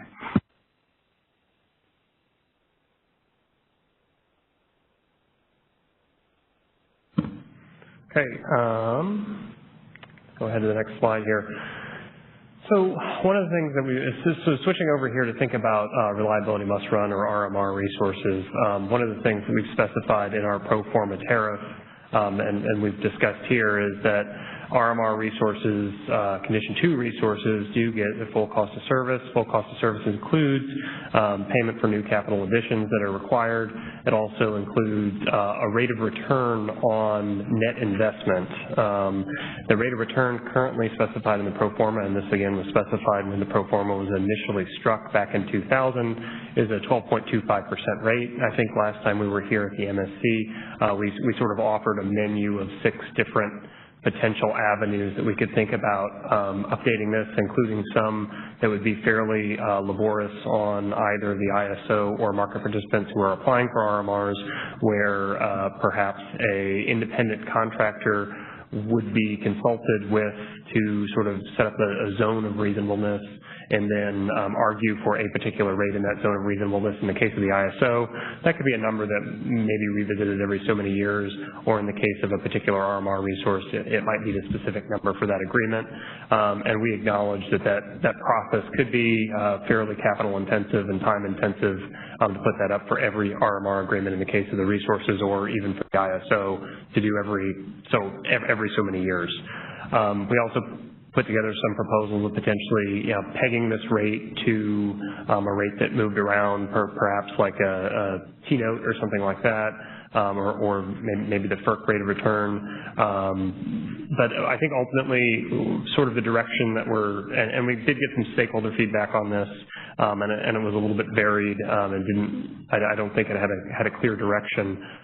Sort of the direction that we're leaning right now is looking at the return on equity for transmission. So this would be the FERC rate of return, the FERC return on equity for 3 IOUs in California, so PG&E, SDE, SDG&E, and just take the simple average of those 3.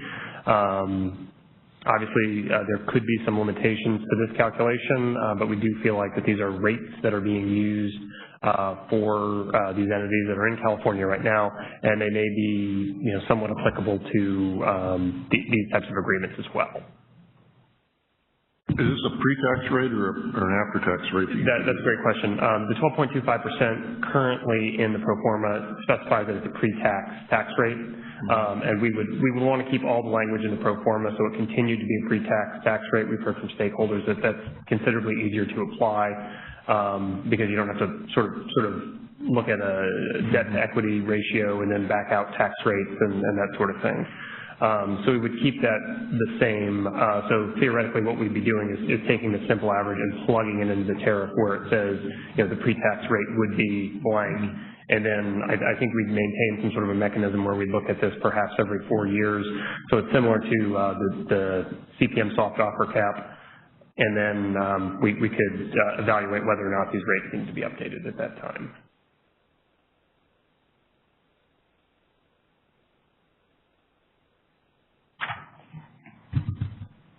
Any comments on that?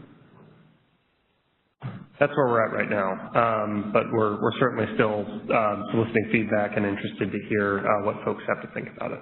Oh, do we have a phone call or a question on the line, operator? Yes, we do. Caller, please go ahead. Hi, it's Eric Little from Edison, and I actually have a question on an earlier slide, so I apologize. I can wait until later if you would like me to, or I can ask the question now. Let's go ahead and do it, Eric. Yeah. Okay. So my quick question is, you had a lengthy discussion about market power mitigation and the role of RMR in that. Yesterday during this discussion on this, I had commented that in CPM respect, if you only had one party or a limited number of parties offering up a CPM, should we be utilizing some sort of a pivotal supplier test to determine whether or not that CPM is actually a competitive offer? And I'm just kind of wondering what MSC might think of that type of a concept for a CPM designation.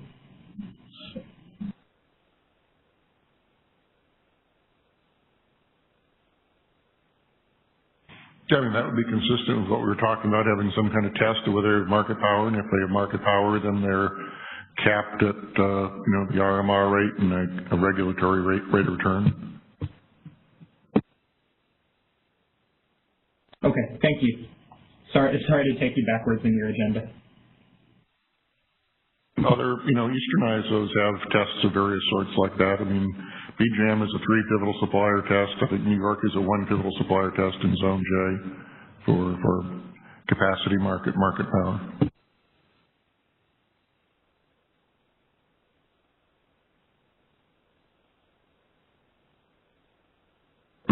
Anything else, Eric?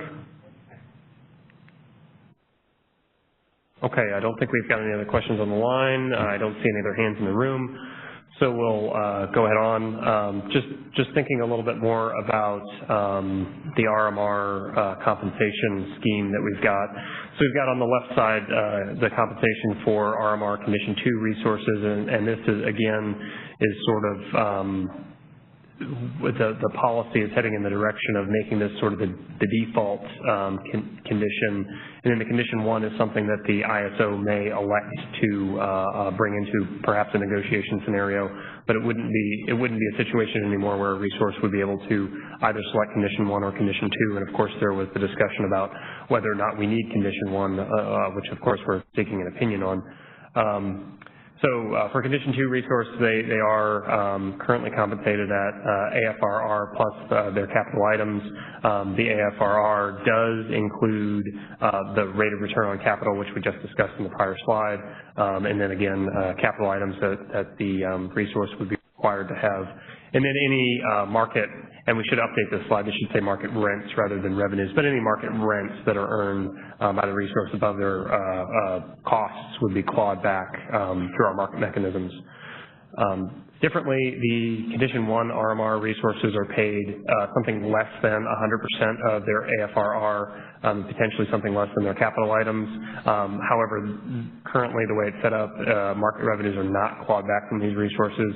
And I think, Scott, as you alluded to, the idea would be that inclusive of risk, the expected value from condition 1 would be the same, the expected value from condition 2, but obviously there is some risk component in condition 1, which could cause some increases in actual market revenues realized.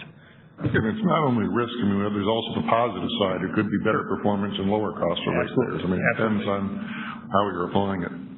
Yeah, it's the expected value of what you get. Okay. Sure. So market revenues is really the gross margin. That's revenue minus variable costs. Is that what is being clawed back? Correct. Yeah. Okay. So rents above variable costs, yeah. It's not literally just the total, not all the revenues clawed back, just that portion over and above variable cost. Yeah, and I had a slide yesterday that illustrated that. It might not, yeah, I don't think it's in this deck, but that's correct.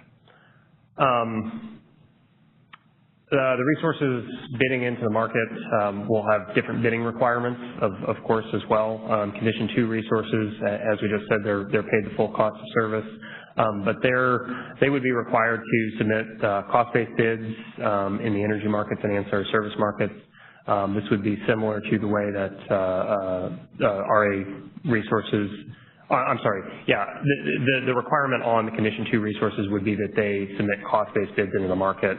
Condition 1 resources, on the other hand, they're paid less than their full cost of service, so they're able to bid into the market at market-based bids.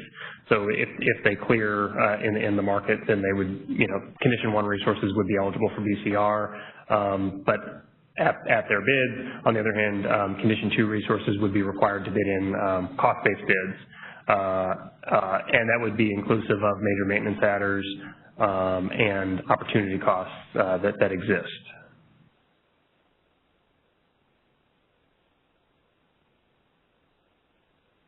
And here we go. So the major maintenance adders and opportunity costs, we view these as costs to operate a resource in the energy markets. So we would expect that those to be bid into the energy markets, and the actual MMA costs would be compensated per the RMR agreement. So rather than the MMA costs that are bid into the market, it would be the actual MMA costs, so the maintenance that the resource would be doing to make capital additions. And then any MMA revenues would be clawed back through our clawback mechanism from the bids in the energy markets. Similarly, any opportunity costs that were bid into the market would also be clawed back by that same mechanism. By that same token, these Condition 2 resources would be eligible for bid cost recovery payments. Bid cost recovery, as we mentioned, would be the bid cost recovery up to the variable cost to operate the resource, and that wouldn't include the major maintenance items or the opportunity costs. Oh, and here is the graphic of that. So you can see that the resource would be receiving from the energy markets its variable costs, which include our standard measures, heat rate, fuel costs, O&M, GHG, GMC, major maintenance adders. Again, these are paid on an actual cost basis for RMR resources. And then any opportunity costs, we would expect them to be bid into the market, but they would be clawed back.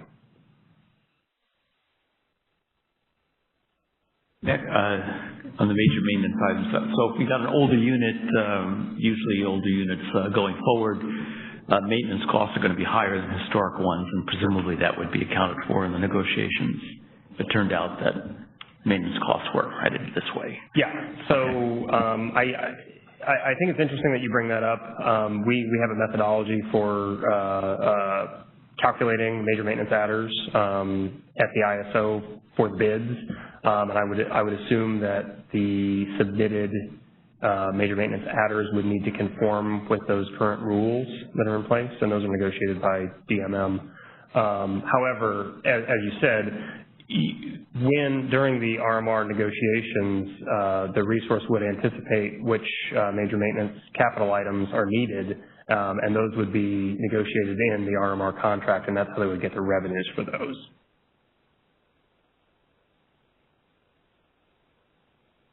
Okay. Just one You mentioned they'll be compensated for their actual major maintenance costs. How about the normal maintenance costs going forward and the normal staffing costs? Is that an agreed upon value so that they have the obligation to come in to minimize their costs, or are they reimbursed for their actual costs so that if they don't do a good job, the ratepayer pays, or how does that work? I'll kick that one over to Sydney. Some of that is negotiated or part of their Schedule F budgeted costs for normal maintenance, and then there are separate paths to get unanticipated costs. There can be a request for compensation for things that happen throughout the contract. The major maintenance is the separate process where the really big ticket items must be negotiated and actually even become part of a FERC filing too. But they are handled in the contract, and there's just I think about 3 different flavors of that. And actually, I don't know if Brian, you have that at the top of your head. The way I would characterize it is the generator files their numbers, and then if they're contested, then they're subject to, they can be contested, and then, again, any negotiation would be by the interveners. So that's for their Schedule F filing. There's ongoing things that happen during the year that are handled outside of the annual filing. Okay, so supplemental, but my understanding is the bulk of it is at some point it becomes fixed. I think that was your question. That's what and it's a fixed number that starts with a number that is given by the generator, and unless it's reviewed by the TO or the PUC, that's the number. It has to be lowered, as a result of either, a rate case or the threat of a rate case. That's the Schedule F process, and that's true, but there are things that happen throughout the year, and there can be requests to recover additional costs, unplanned repairs, for example. Is there a risk that, like, a plant's at a certain age that needs a whole bunch of work, that they do it under an MMA and then they go back on the market after they... So just the big ticket item, Schedule L, that gets looked at and paid for under the RMR contract, but only the slice, the 1-year slice gets paid under the annual RMR contract. So there are some ISO RTOs that pay the full major maintenance under the 1-year contract. And so that's the toggling issue that you see in some other ISO RTOs. So you go back and forth between market and RMR. We have a slightly different approach where if you have 5 years planned recovery for the major maintenance, you only get 1/5 of that in that first year of the RMR contract, and then another 1/5 in the second year if you continue to operate under the RMR contract. If you go back to the market, those payments stop. You don't have to reimburse anything because we paid you for the 1-year slice. If you retire, you get the balance of the unpaid capital repairs, but only at the FERC interest rate. You don't get the same investment type return on any unpaid capital additions.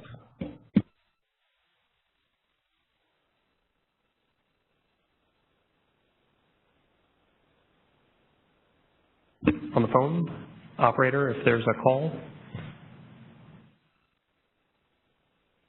Hey, you guys, this is Michelle Keto calling from the CPUC again. I just wanted to say I am still struggling with the purpose of these different mechanisms and your intention.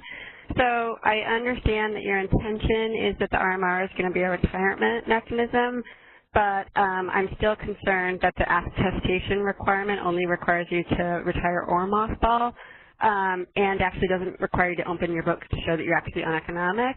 And the CPM mechanism allows you now to choose between the RMR or the CPM, and I don't think that this is a theoretical concern. So if you look at the CPMs and the RMRs that we had last year, Encina, which is a unit that was going to retire imminently, got a CPM, And Metcalf, which is a 10-year-old resource, got an RMR contract, and I don't think that's an accident. So I really think we have to figure out what the purpose of these mechanisms and provide incentives for them to go through the right mechanism. So I'll end with that statement. Thank you.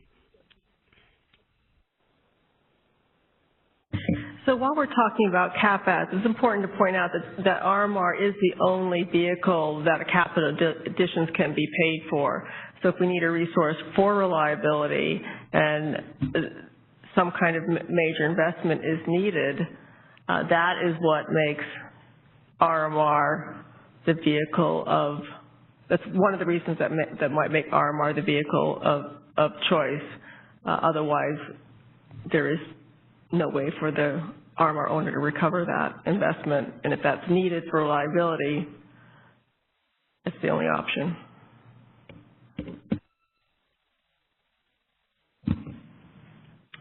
Any other calls on the phone? Okay, I'm not seeing any in the room either, so we'll go ahead on. And I think this is the last topic that we've got, Keith. So just thinking about CPM offers above the soft offer. So we've got our current paradigm, which is that a resource can file for cost of service compensation, and in addition to the cost of service compensation, they're eligible to keep all their market revenues. We got some feedback on this, and there was some concern among stakeholders that this payment might be excessive compensation. So we've changed that in our proposal for the CPM mechanism going forward. So I've got a slide on the next page here that sort of illustrates what's going on here. But basically, we're going to leave any bid below the soft offer cap of $75.68 per kilowatt year still allowed to bid into the market. And then if there is no bid from a resource, we are able to offer a CPM at the $75.68 soft offer. And again, that's the CPM flavor that can be either accepted or declined. And then the third option is that a resource could submit a bid above the soft offer for the entire megawatt value of the resource. However, and this would be a price that would be equivalent to a cost of service compensation, but it wouldn't include any capital items in that bid. We think that would be a reasonable way to move forward. And one of the caveats would be that the resource would have to bid in all of the resource into the CSP, and then when the ISO either or did choose to make a designation above the soft offer cap, it would be a designation for the entire resource.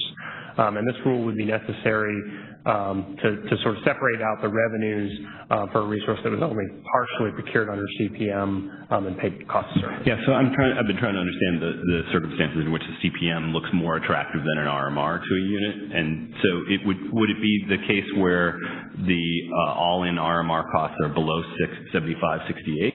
That's right. Okay, because if you're kicked into the option 3 here, it seems like you're under a regulated rate, except you don't have the capital cost. That's right. It's worse than. Yeah. Okay. Okay. You can imagine a resource that's fully depreciated that doesn't have any net investment, so wouldn't get any return on that. Right. So let me add just a little bit of color to that. We talked earlier about Encina, and Sydney made a good point a moment ago about how RMR has the ability to cover major maintenance, which is referred to in the RMR agreement under Schedule L as capital items. So in the case of the Encina plant was planning to retire. It was an OTC unit. The ISO filed to extend the time that it would be still running because we were waiting for another new facility to come online. That unit didn't need capital items, didn't need major maintenance, and so it isn't I heard a statement earlier today, that said that it's either RMR or it's CPM, and there's these choices and they can get whichever one they want.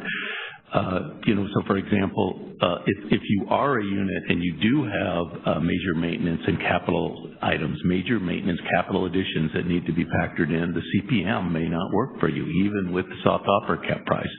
That may not be, since the CPM above the soft offer cap isn't going to cover major capital additions of the type we're talking about, that might not be an option for you, and you might fine. You might choose not to bid into the CPM.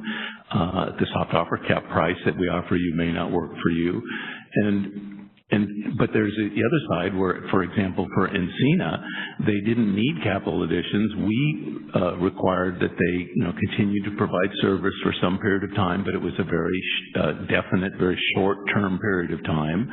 And the CPM mechanism was available, which was a tariff-based price. They didn't have to go to FERC and make a big RMR filing and spend weeks or months FERC discussing an RMR agreement. So these are two different tools in our toolbox, and I think we would argue that in those two circumstances, Metcalf unit, that RMR functioned and worked very well, and that in the Encina situation, Encina worked well being able to use the CPM. So they're not, a couple points, they're not interchangeable, and a resource owner can't just generally get RMR when they choose to, but they are two different avenues that can be used, and we think they work well together, and that's one of the reasons why we propose to continue to have CPM and RMR.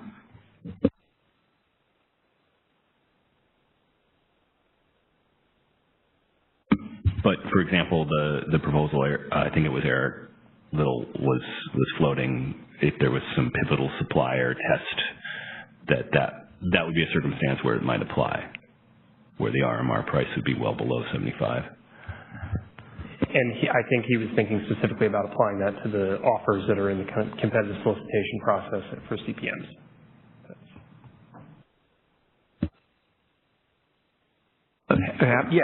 Or he may have been thinking about the scenario I posited, which is, I know you would have to RMR me, so I don't bid into the process. The ISO would first offer me an annual CPM at the soft cap, so I would have the option of taking the annual CPM at the soft cap plus my net market, plus my market revenues, whatever I would earn. Or I could decline that, knowing that I would then get offered an RMR condition 2, which would pay me AFRR, and I would have to credit back my market revenues. So I think the point was of both the PUC and Eric was that, there is some choice going on there. Let me, at the risk of, speaking for Eric, which he's probably still on the line, I'll ask him to, chime back in, having talked to him yesterday about this during our stakeholder meeting. As I understand it, I think we're correctly discussing the concern that Edison has asked us to think about is, if there is not a lot of competition in the CSP, should there be some kind of mitigation? And I think where Edison was most concerned was when you're dealing with 12-month designations, like a 12-month CPM designation. It's not clear to me if SCE was less concerned about like an exceptional dispatch or a significant event that might be 1 or 2 or 3 months at a time, but I think they thought that this concern was particularly acute for a 12-month CPM designation. Yeah, and I was talking about 12-month CPM designation in my example, so it seems like it would apply. Yeah, Gabe, thanks. Brian Thaker with IRG. Keith, the settlement is a few years back, but I seem to remember that the soft offer cap was intended to be a safe harbor. It was intended to be a mitigation measure. And apparently now we're talking about it like it's no longer serving that function.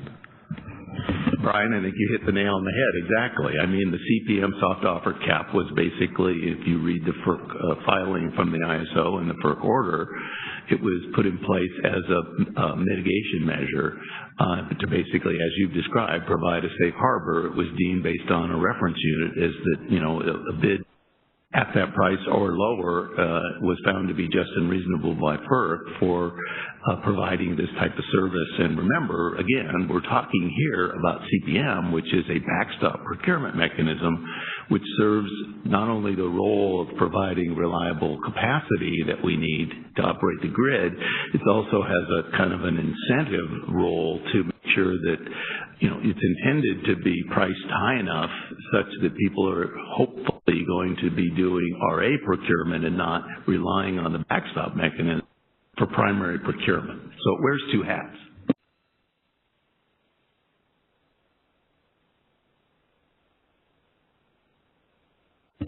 Dan, I think that's all the material that we've got on this topic. So I have some questions, and maybe the committee does too, and I promise not to drag us past 3:30, which is our closing time.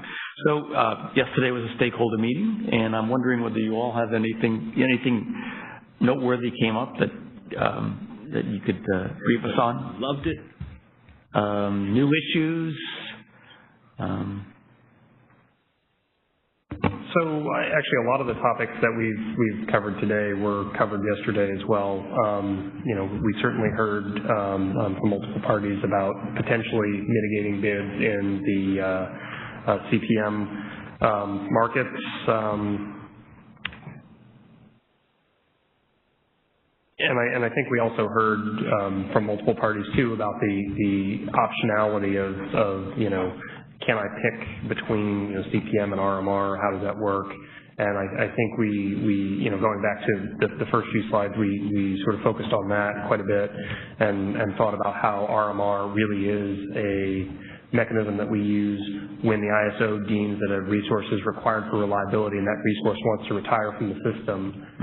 And I think we heard Michelle talk a little bit about that in her comment today, whereas the CPM is something that we use to sort of shore up some shortfalls that the ISO sees potentially in like a sub area or potentially like the recent designations that we've made for some shortfalls in what our expectations are for load forecasts, that kind of thing. Okay. So along the line of news and so forth, is it be possible to get a 3-sentence update on the CPUC RA process? I don't know if John wants to provide that, perhaps. This is John Goodman with the ISO. We are anticipating a decision in the fourth quarter of this year, obviously, so probably November, December timeframe. Hopefully November we'll see a PD, but beyond that, we don't.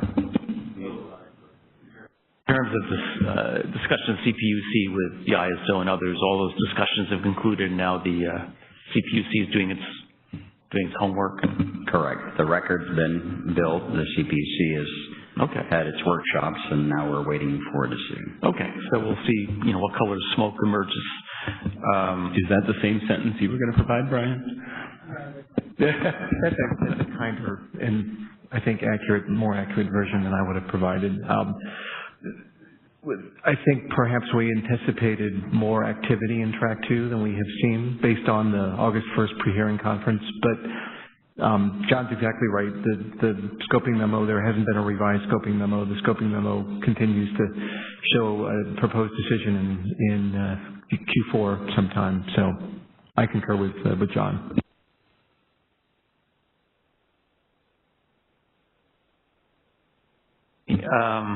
This is a tiny little issue that I just saw on one of the stakeholder comments, and I'm not sure how this works. So RMR designations are for a year, but they might be justified not because the unit's needed now, but the unit might be needed in year 2. Is that correct? But nevertheless, the designation is just for a year, and then you'll see in a year whether it's still needed in that second year. Is that the way it works? So that's a specific classification of currently CPM risk of retirement. One of the things that we're doing with this proposal is proposing to move the CPM risk of retirement into the RMR framework. So it's going to become the RMR risk of retirement, but it's going to retain the same properties. So essentially what happens is the ISO does a reliability study and looks to see if a particular resource that submits a retirement letter to the ISO that says they're going to retire, if that's needed in year 2, and we do the same kind of reliability study that we would do for an RMR resource that says they want to retire and is needed for this year, and that's why we think it's more appropriate to move that to the RMR framework rather than have it in the CPM framework for tariff purposes. Okay, so but at any rate, the capability still exists to identify looking out, not 3 years, but 2 years. 2 years. It's 2020 we're going to need this, so we're going to offer something to keep you around. Correct. But 2021, year 3, don't look that far ahead. Correct. Okay. All right. I appreciate these clarifications. So another issue that came up was, and so DMM that heads up to, I guess, Eric and the back row. So the DMM suggested that the ISO should consider granting limited exemptions to all hours must-offer obligation, where easing the must-offer obligation would be more cost-effective than having the resource undergo major maintenance. So you could, if you only used it a few hours a year, you could forego the major maintenance. But if you wanted it all hours MOO, you'd have to do the major maintenance. I just wondered if you had a reaction to that, and would the proposal allow that? I think Sydney has a response to that. Okay. Currently, under the Condition 2 form of the contract, that we have the authority to make them tell them not to bid, and we retain that authority and applying it and proposing to have that under Condition 1 or 2. Under Condition 2, with the full cost of service, it wouldn't affect that, and of course they couldn't be penalized if they were complying with an ISO instruction not to bid, but we do propose to retain that authority. And I think we foresee the opportunity cost component of bidding structures being something that would be negotiated at the same time an RMR agreement would be struck, and that opportunity cost would be in accordance with things like potential for major maintenance if the resource runs quote unquote too much. Okay, so you could have an energy limitation, say number of hours, exactly. Something else, because you know that you're trying to avoid that, and that's so right. That could be a constraint in the right. CCW calculations or whatever. That's exactly right. CCE3. Yep. Okay. Yeah, that's a good clarification. Okay, so if I understand then that this idea of DMM is actually something that you can accommodate, that what DMM was proposing is in there. I understand that correctly? If I understand what you summarized there, I believe we can, yes. Okay. Ryan and Eric aren't shaking their heads vigorously. Okay. They're not slapping their hand to the forehead. Great. Good. Okay. Okay, so some of the stakeholders said wanted the ISO to wait on this until the RA reform is in place, and I was just wondering, is there any commitment that would be made in this process that might be regretted if the CPUC does something surprisingly? I mean, is there any benefit to waiting, or you might as well go ahead, or you can adapt to what the CPUC proposes? So the issue is the consistency of what you all propose with CPUC-RA. I may punt this question too if either Keith or John or Greg wants to chime in. Just circulate them to everyone. Well, at the top of my head, I can't think of anything in the CPUC decision that would change what we're doing here. I mean, what we're doing here is really trying to streamline, I guess it would say, our backstop procurement rules. They've been, developed over the last 20 years. The RMR was put in place in 1998, hasn't been looked at since. Since that time, we've established an RA program, then we established the CPM backstop procurement mechanism. It's become clear that there's some ambiguity as to when one is used versus the other. We're trying to clarify their use in this. We're also trying to clarify exactly what cost structures are used under each mechanism, when each mechanism is used. Those types of things are going to be necessary no matter what the CPUC does. I think, our hope is that the CPUC is fixing the front stop mechanism so we don't have to rely on this very often. If they don't, we'll be relying on this more often than we otherwise would have, so which probably even makes it more important for us to move forward as soon as possible. Yeah, I didn't see anything in here that might depend on that. I mean, maybe stuff about flexibility or something, flexible RA or something. But anyway, since some stakeholders raised that, I was wondering whether there could be anything that might be regretted. But it sounds like it's very unlikely to do so. This is all stuff that needs to be done anyway, no matter what the CPUC comes up with. So. Well, Ben, and I'd also add that what we're trying to do, and you can see it in our presentation pretty well yesterday from our stakeholder meeting and the discussion about automating and streamlining RMR settlement. I mean, that really talks about one of our goals or our vision is to make RMR treated similarly to RA and CPM. And in that sense, the sooner we can get that to work together as the RA program changes, and if it changes, if there are any changes to the way RA works, that they'll be then reflected in both CPM and RMR. So I guess kind of where Greg was going, we're trying to accommodate, we think that the way we're moving will be better able to accommodate and adapt as the RA program evolves and improves. Okay. All right. Seem reasonable answers to me. Let me check to see around the room. Nobody jiggling in their seats and waving their arms. How about the telephones? Looks like there was somebody, but they dropped off.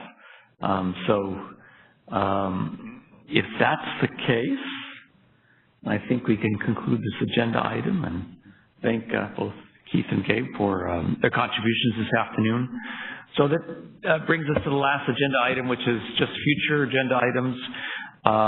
We're intending to have the next MSC meeting the beginning of December. There are a lot of issues coming up that may go before the March board.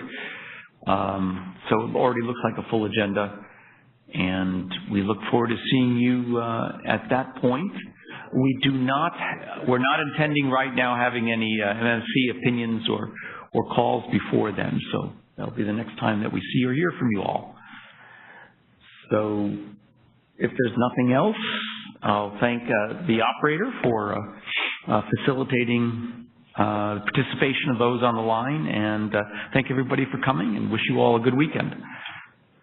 So, operator, this concludes the MSC meeting. All right. Thank you for joining today's call. The call is now concluded, and you may disconnect.